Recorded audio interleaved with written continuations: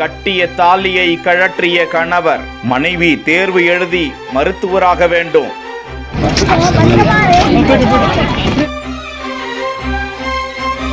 அவசரமாக தேர்வு மையத்திற்குள் ஓடும் மனைவி.